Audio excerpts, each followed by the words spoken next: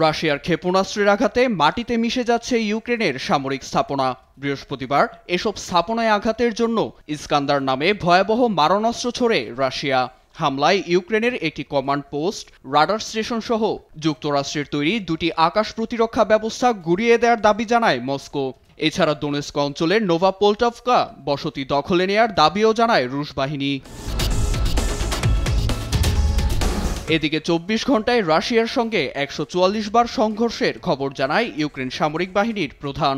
সে সময় রাশিয়ার কুর্স্ক সহ রাজধানী মস্কো ও তুলা অঞ্চলের সামরিক শিল্প ভবনে ড্রোন দিয়ে হামলা চালানোর দাবি জানায় কিয়েভ। তবে ড্রোনগুলো স্থাপনায় আঘাত আনার আগেই প্রতিহত করা হয় জানিয়ে জোরদার হামলার হুঁশিয়ারি দেয় মস্কো। অন্যদিকে সীমান্তবর্তী অঞ্চল থেকে ইউক্রেনকে দূরে রাখতে ও সাধারণের নিরাপত্তা নিশ্চিত করতে কুর্স্ক, বেলগরদ, ব্রায়ান্স্কে নিরাপত্তা বাফার জোন তৈরির নির্দেশ দেন রাশিয়ার প্রেসিডেন্ট ভ্লাদিমির পুতিন। ভিডিও লিঙ্কে ক্রেমলিন প্রশাসনের সঙ্গে বৈঠককালে ইউক্রেনের সুমিতেও বাফার জোন তৈরির প্রস্তাব রাখা হয়।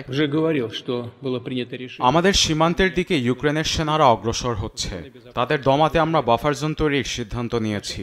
শত্রুর গোলাবর্ষণের অবস্থানকে গুড়িয়ে দিয়ে কাজ শুরু হয়েছে। প্রতিপক্ষের দূরপাল্লার ক্ষেপণাস্ত্র যেন আঘাত না হানতে পারে, তার জন্য এই ব্যবস্থা। এছাড়া শুক্রবার ইউক্রেন ও রাশিয়ার মধ্যে বন্দি বিনিময় হওয়ার কথা রয়েছে। এর মধ্যেই পুতিনের এমন সিদ্ধান্ত ধোঁয়াশার সৃষ্টি করেছে কিয়েভের মধ্যে। ইউক্রেনের পররাষ্ট্র মন্ত্রণালয়ের মুখপাত্র হিউরি তিখি পরিকল্পনাটিকে আক্রমণাত্মক ও শান্তি প্রতিষ্ঠার পথে প্রধান অন্তরায় হিসেবে আখ্যা দেন। নীরব দাস, নিউজ ডেস্ক, দেশ টিভি।